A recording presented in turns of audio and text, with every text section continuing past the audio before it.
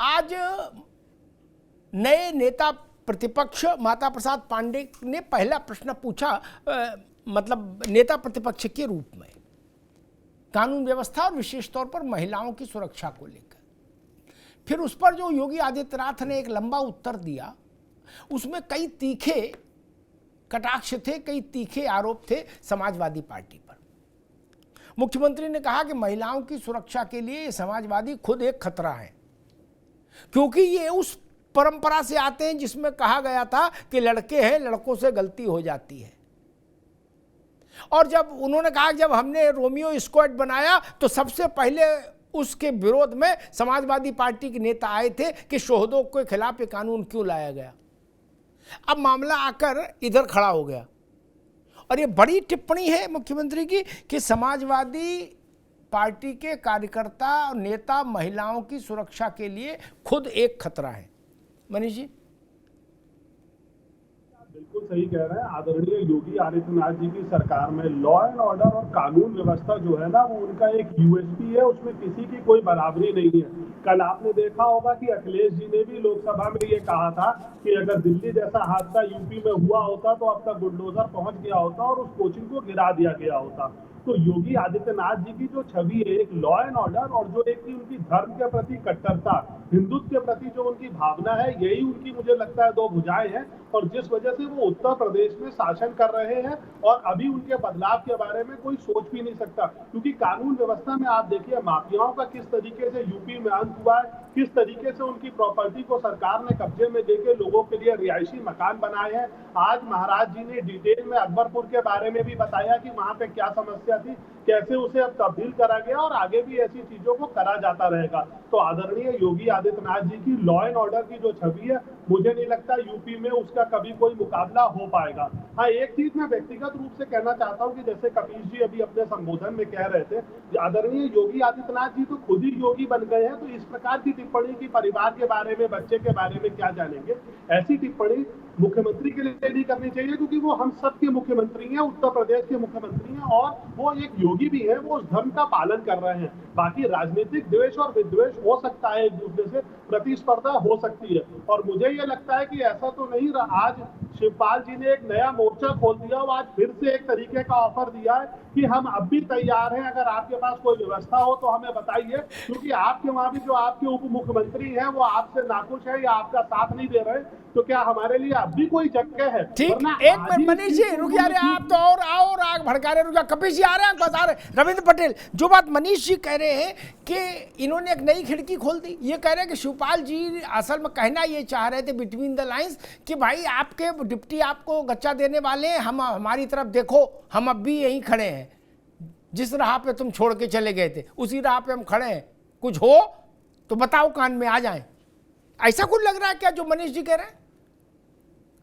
नहीं सर, इससे हम इत्तेफाक नहीं रखते हैं। उत्तर प्रदेश की सरकार आदरणीय योगी आदित्यनाथ जी की अगुवाई में पूरी तरीके से तटस्थ है और बेहतर काम कर रही है।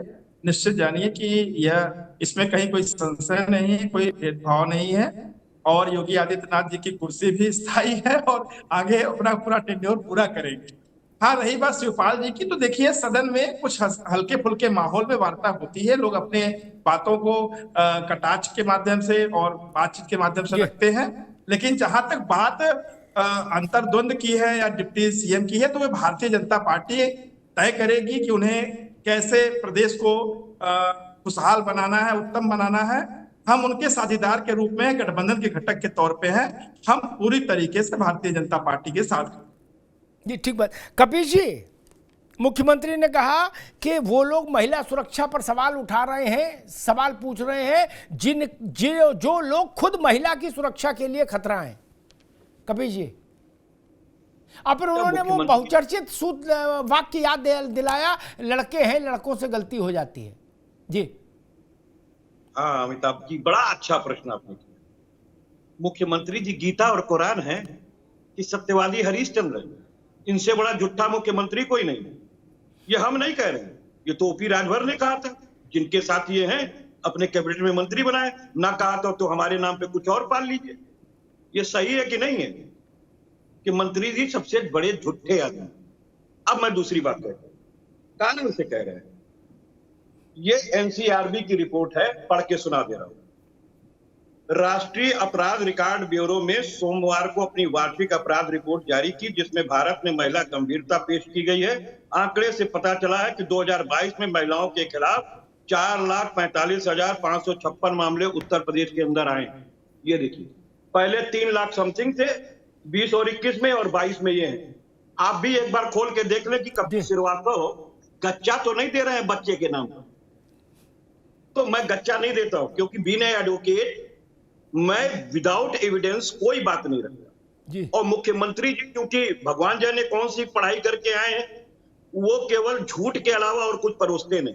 अब मैं दूसरी बात कहता हूं, बच्चे से गलती हो जाती है, ये बड़ा प्रश्न है, या चिन्मयानंद स्वामी और इनके तमाम विधायक जो सजा आफ्ता हो गए और वो इस महिला सुरक्षा के लिए खतरा बने और चिन्मयानंद स्वामी पर से मुकदमा उठा लिया। एक ब्राह्मण बेटी जेल के अंदर है जिसके ऊपर आज भी तमाम चीजें चल रही हैं, और उसके यौन शोषण के मामले में मुकदमा एक योगी ने भोगी बन के उठा लिया कि नहीं उठा लिया। और मैं योगी जी से डरता नहीं, इसी गोरखपुर का रहने वाला हूं, लेकिन जो हकीकत है योगी जी से कहूंगा, एक योगी की जबान इस तरह की नहीं होनी चाहिए, नहीं तो मुख्यमंत्री को हम लोग आईना दिखाना खूब अच्छे से जानते हैं जी। और जो लोग मुख्यमंत्री में योगी खोज रहे हैं उनको छोड़ देना चाहिए, उनको जो है अपनी विश्लेषता छोड़ देनी। जी अवधेश पांडे जी, ठीक है कविश भाई, दोबारा में आएंगे। अवधेश पांडे जी, समाजवादी पार्टी कह रही है कि ये सब सारा झूठ प्रपंच तो आप ही फैला रहे हो, वो एनसीआरबी का आंकड़ा बता रहे हैं। देखिए अमिताभ जी, मैं सभी प्रश्नों का इनका जवाब दूं। इन्हीं के मंत्री थे गायत्री प्रसाद प्रजापति, और किस प्रकार से वो दुष्कर्म में फंसे हुए थे, सने हुए थे, और इनकी पार्टी लगातार बचाव कर रही थी। इनकी पार्टी आज इंडी गठबंधन में है।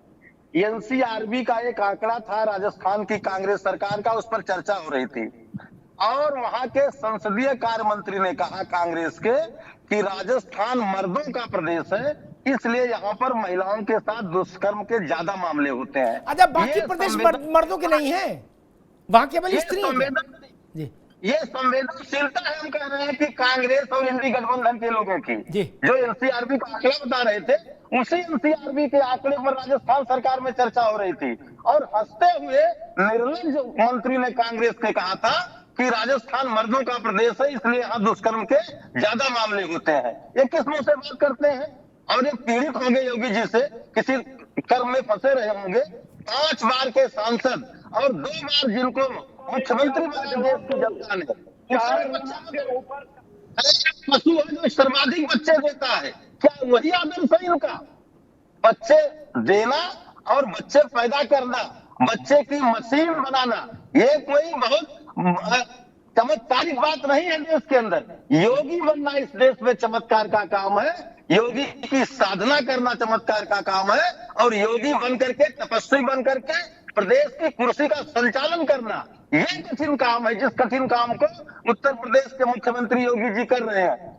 लेकिन अब इनको तो छटपटाहट होती है। आतंकवादियों का मुकदमा अपनी सरकार में वापस लेते थे तो कोर्ट टिप्पणी करता था कि आज से इनको मुकदमा आप वापस ले रहे हैं, कल इनको पद्मश्री देंगे, पद्म विभूषण देंगे।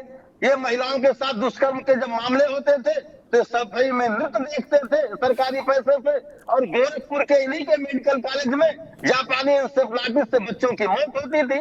तो इस प्रकार से तो संवेदनहीन समाजवादी पार्टी का नेतृत्व है। मैं कल की एक घटना बता देता हूँ। सपा के एक नेता है, नगर अध्यक्ष है भदरसा के, अयोध्या जिले के, उनका नाम मोहित खान है। निषाद समाज की 12 साल की बच्ची के साथ उन्होंने गैंग रेप किया है। आज उसका मुकदमा दर्ज हुआ है और 2 जो आरोपी हैं जेल गए हैं। समाजवादी पार्टी के नेता निश्चित ही महिला सुरक्षा के नाम पर खतरा है, और जरा सा उत्तर प्रदेश में इनकी औकात क्या बढ़ गई, इनके लोग गुंडाई करने पर उतारू हैं और महिलाओं के साथ लगातार दुष्कर्म करने का प्रयास कर रहे हैं। इस प्रकार का आचरण है इनके समाजवादी पार्टी के नेताओं का। अमिताभ जी, कपिल जी से कहिए चेक करा दीजिए। राशिद खान इस घटना के 120 के आरोपी हैं और मोहित खान नाम का आदमी है जो नगर अध्यक्ष है समाजवादी पार्टी का मदरसा का है, और जिसने 12 साल की बच्ची के साथ भय दिखा करके, महिला फुसला करके दुराचार किया है। बच्ची गर्भवती जब हुई, बच्ची ने आप बीती बताई अपनी विधवा माँ के, तो आज उसने मुकदमा पंजीकृत कराया है, जिसमें पुलिस ने गंभीर कार्रवाई की है। तो जो मुख्यमंत्री जी कह रहे हैं, इस बात का उदाहरण है ये मदरसा नगर पंचायत और अयोध्या जिला। कपीश ठीक, उनसे जवाब ले लें। अवधेश भाई रुको, कपीश जी वो एक घटना बता रहे हैं अयोध्या की कि आपके कुछ पदाधिकारी उसमें गैंग रेप में पकड़े गए हैं। हाँ, वो आईटी सेल में थे बनारस के अंदर, भारतीय जनता पार्टी के आईटी सेल के थे। बाकायदा उसके खिलाफ इलाहाबाद और बनारस में केस दर्ज चला है, और ये उनकी सरकार है जिसके विरुद्ध आतंकवाद के विरुद्ध भी चल सकते हैं, कोई बड़ी बात नहीं है। और मैं पूछ रहा हूँ, एमजे अकबर ने 32 महिला पत्रकारों के साथ बलात्कार किया, उसके विरुद्ध एक भी एफआईआर भाजपा ने क्यों नहीं लागू की?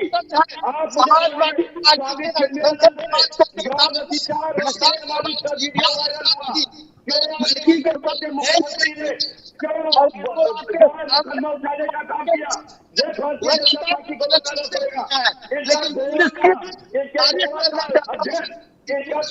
पश्चिम बंगाल का जज तेल मालिश करते हुए मसाज करवाते हुए और विचार के मामले में पता